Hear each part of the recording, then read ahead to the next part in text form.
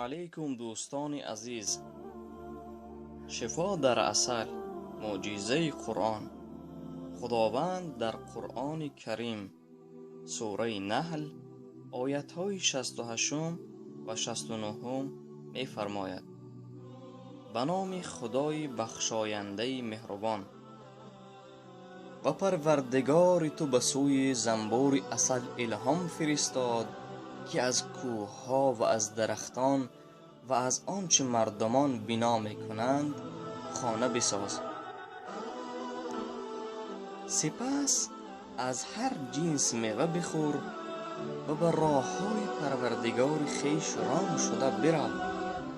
از شکم این زنبوران آشامیدنی برمی آید که رنگ های آن گوناگون است. در آن آشامیدنی برای مردم شفا است. همانا در این مقدمه برای گروهی که توکل می کنند نشانه هست.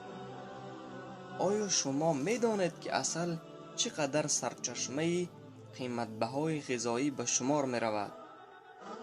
همانه که الله آن را به واسطه زنبور عسل به آدم عطا کرده است.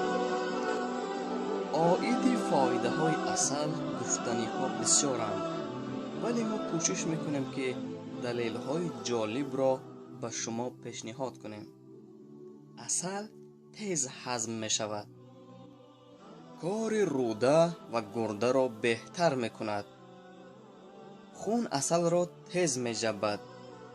سرچشمه حقیقی قوه به حساب می رود. عسل گردش و حاصل کنی خون را انکشاف می دهد. عسل بهتر کننده طبیعی جای جراحت می باشد. عسل اکسید کننده توانا است. عسل انبار ویتامین ها و مینرال ها است.